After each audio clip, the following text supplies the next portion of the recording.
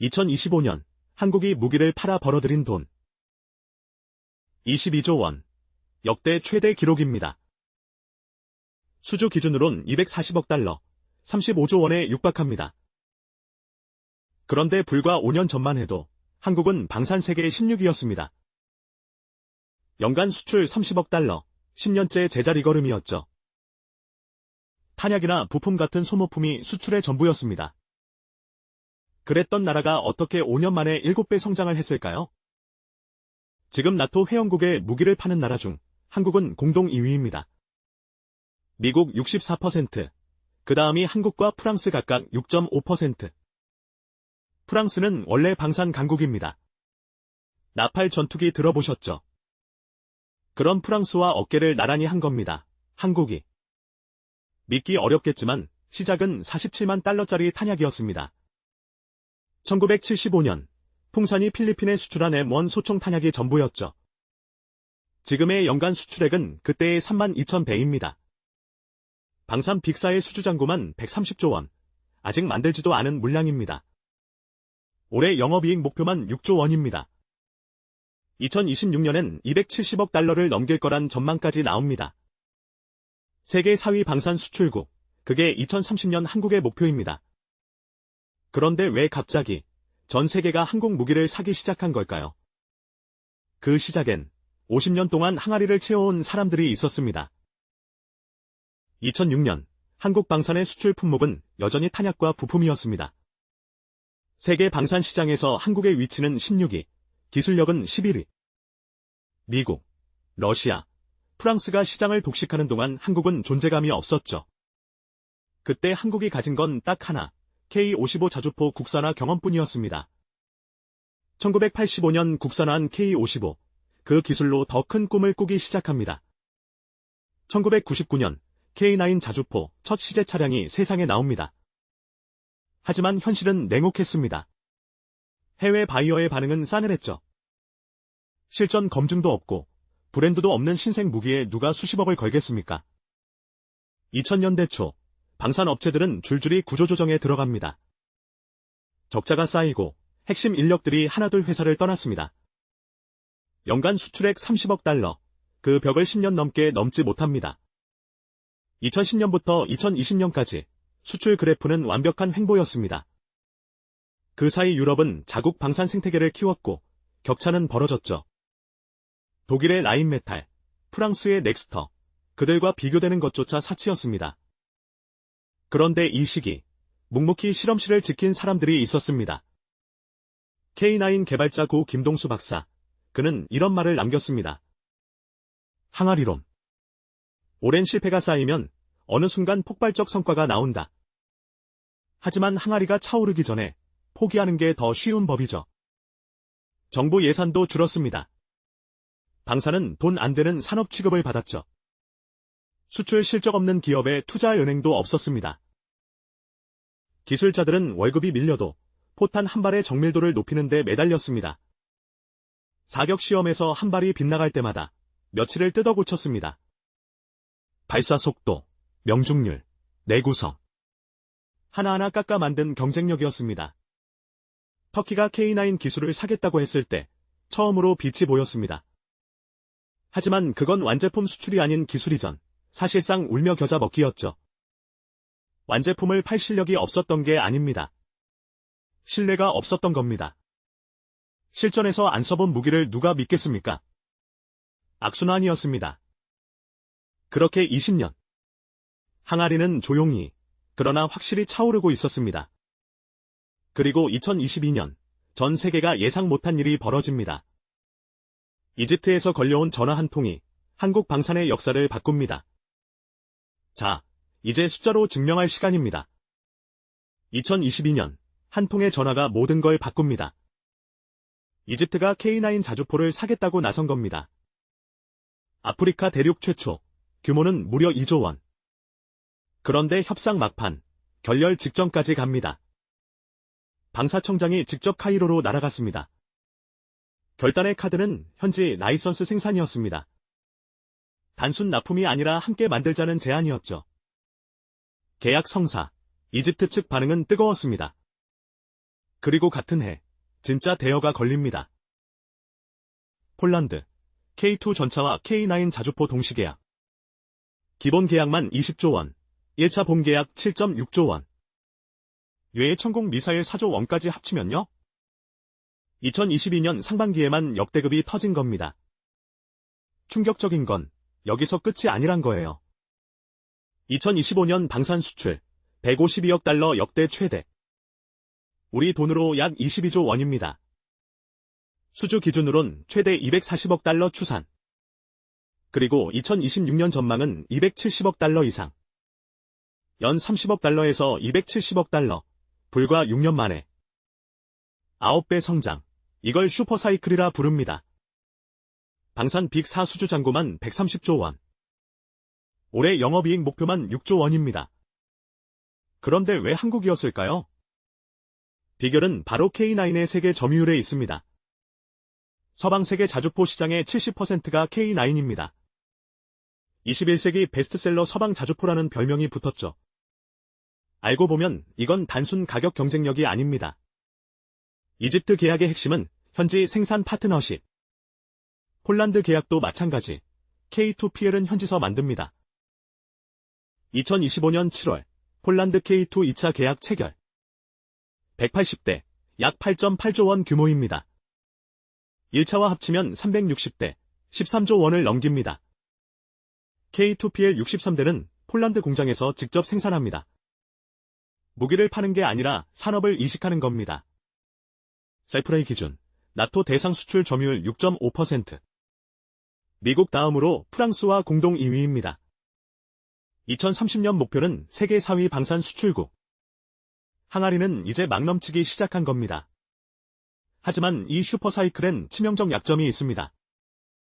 자, 여기서 진짜 중요한 질문 하나 던져보겠습니다. K방산 수출, 이게 반짝 특수인가? 아니면 구조적 성장인가? 결론부터 말하면 지금 한국 방산에는 3개의 새 엔진이 돌아가고 있습니다. 첫 번째 엔진, KF-21 보라매, 한국 최초의 국산 전투기입니다. 2026년 하반기, 초도 양산 기체가 드디어 공군에 인도됩니다. 국내 양산 단가, 대당 900억에서 1000억 원 사이. 그런데 수출 가격은 대당 1200억에서 최대 1600억 원까지 뜁니다. 한 대 팔 때마다 수백억 원의 마진. 이건 게임 체인저입니다. KI의 2026년 매출 목표 5조 7천억 원, 전년 대비 58% 급증. 수주 목표는 무려 10조 4천억, 63% 성장을 자신합니다. 그런데 진짜 놀라운 건 KF-21의 첫 해외 파트너입니다. 인도네시아, 50년 방산 협력 파트너가 수출 관문으로 떠오릅니다. 단순 판매가 아닙니다. 플랫폼과 무장을 묶은 완전 패키지 전략이죠. 사우디에서도 하나와 K가 항공무장 협력 MOU를 체결했습니다. 전투기만이 아닙니다. 두 번째 엔진을 볼까요? 한국, 폴란드, 노르웨이를 잇는 K방산 공급벨트의 탄생입니다. 노르웨이가 천무 다연장 로켓 도입본 계약을 체결합니다. 발사대는 2028년, 미사일은 2030년부터 납품 시작됩니다. 충격적인 건 이 미사일이 만들어지는 곳입니다. 폴란드에 세워진 하나 합작 공장에서 생산됩니다. 한국이 설계하고, 폴란드가 만들고, 노르웨이가 배치합니다. 이건 무기 수출이 아니라 군수 공급망 자체를 수출하는 겁니다. 세 번째 엔진, 방어체계 시장에서의 약진입니다. 천공 방공체계가 UAE, 사우디, 이라크와 대형 계약을 맺고 있습니다. 경쟁 상대가 누군지 아십니까? 미국의 패트리엇입니다. 가격 경쟁력과 빠른 납기, 이 두 무기로 틈을 파고듭니다. 자, 이 세 엔진을 합산하면 어떤 숫자가 나올까요? 2026년 방산 수출 전망 270억 달러 이상, 역대 최대를 또 경신합니다. 2030년 목표는 수출 200억 달러 점유율 6%, 세계 4위 방산 강국. 하지만 이 질주에는 치명적인 약점이 하나 숨어 있습니다. 하지만 화려한 숫자 뒤에는 아무도 말하지 않는 그림자가 있습니다. K방산 최대의 구조적 약점, 바로 엔진입니다. KF-21의 심장, G의 F-414 엔진은 미국이 쥐고 있죠. 이건 단순한 부품 문제가 아닙니다. 수출 허가권 자체가 미국에 있다는 뜻이에요. 한국이 만든 전투기인데 어디에 팔지는 미국이 결정할 수 있습니다. 그래서 영국 롤스로이스 엔진으로 교체하려는 로비가 진행 중입니다. 하지만 엔진 교체는 수년이 걸리고 그 사이 수출 기회는 사라질 수 있죠. 엔진만이 아닙니다. K2 전차의 변속기, K9의 화력 통제 장치도 해외 의존도가 높아요.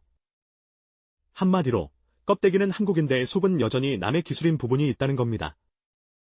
두 번째 그림자, 기술 유출 스캔들입니다. KI 내부자가 인도네시아 측에 기밀 자료를 넘긴 의혹이 터졌습니다. 심지어 미국이 수출 불허한 자료까지 포함됐다는 보도가 나왔죠. 관련자는 출국 금지, 수사가 진행 중입니다. 신뢰에 금이 갔어요. 세 번째 그림자, 인도네시아 분담금 분쟁입니다. KF-21 개발 분담금 1조 6천억 중 인도네시아가 낸 건 6천억 뿐입니다. 1조 원이 체납된 상태에서 기술 100% 이전까지 요구하고 있죠. 50년 파트너라고 했지만 돈과 기술 앞에서 우정은 흔들립니다. 네 번째 그림자는 유럽 경쟁국들의 반격입니다. 독일은 노르웨이 전차 사업에서 네오파르트 2로 한국과 정면 대결했습니다. 한국이 가격으로 이겼지만 유럽은 기술 동맹이라는 카드를 꺼냅니다. 같은 유럽끼리 사야 하지 않겠냐는 논리, 무시할 수 없습니다. 실제로 유럽연합은 역내 방산 자급률을 높이겠다고 선언했습니다. 폴란드 같은 대형 고객이 영원할 거라는 보장, 없습니다. 다섯 번째 그림자, 현지 생산이라는 양날의 검입니다. K2PL 63대는 폴란드 현지에서 만듭니다. 기술이 넘어가는 거죠. 오늘의 고객이 내일의 경쟁자가 되는 것, 방산의 냉혹한 현실입니다. 정리하면 핵심 부품 의존, 기술 유출, 분담금 갈등, 유럽의 역습, 현지화 리스크. 5개의 그림자, 하나라도 제대로 터지면 슈퍼사이클은 멈춥니다. 그런데 말입니다. 한국 방산은 이 위기를 어떻게 돌파하려 할까요? 무기를 파는 나라에서 안보를 설계하는 나라로. 그 답은 다음 파트에서. 자, 여기까지가 현재입니다. 그럼 다음은요? 2026년 방산 수출 전망 270억 달러 이상입니다. 작년 150억 달러에서 거의 2배 가까운 점프죠. 빅4 수주잔고만 130조 원, 일감이 넘칩니다. 올해 영업이익 목표만 6조 원이에요. 근데 진짜 승부는 2030년에 걸려 있습니다. 목표는 수출 200억 달러, 점유율 6%, 세계 4위. 지금 추세면 충분히 가능한 숫자예요. 하지만 낙관만 할 수 없는 이유가 있습니다. KF-21 엔진, 아직 미국산에 의존하고 있거든요. 수출할 때마다 미국 승인이 필요하다는 뜻이죠. 그래서 영국 롤스로이스 엔진 교체 논의가 진행 중입니다.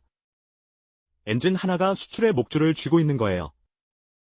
기술 유출 리스크도 현실입니다. 인도네시아 협력 과정에서 기밀 유출 의혹이 터졌죠. 현지 생산이 늘수록 기술 보호는 더 어려워집니다. 유럽 경쟁자들도 가만히 안 있습니다. 독일은 노르웨이 전차 사업에서 정면 승부를 걸었어요. 가격만으로 이긴 시대는 끝나고 있다는 신호죠. 그래서 다음 사이클의 키워드는 MRO, 즉 정비 유지 보수입니다. 무기를 팔고 끝이 아니라 30년간 함께 관리하는 겁니다. 하나는 이미 폴란드에 합작 공장을 세웠습니다. 노르웨이 미사일도 그 공장에서 생산됩니다. 한국, 폴란드, 노르웨이를 잇는 공급 벨트의 완성이죠. 사우디와는 항공 무장 패키지 협력까지 시작했습니다. 플랫폼의 무장까지 완전 국산화 패키지 전략입니다. 단순 납품이 아니라 안보 생태계를 수출하는 나라. 50년 전 중고 무기 조립하던 나라가 여기까지 왔습니다. 다음 사이클의 항아리, 지금 채워지고 있습니다. 그런데 이 무기들을 실어 나르는 배, 누가 만들까요? 자, 여기서 잠깐 시계를 되돌려 보겠습니다. 1975년, 대한민국이 처음 수출한 무기는 47만 달러어치 소총 탄약이었습니다. 오늘의 한 달 주물량에도 못 미치는 정말 소박한 출발이었죠. 그로부터 50년, 이 나라의 방산 수출은 22조 원을 넘겼습니다. 3만 배가 넘는 성장, 세계 어디에도 이런 궤적은 없었습니다. 고 김동수 박사는 이런 말을 남겼습니다.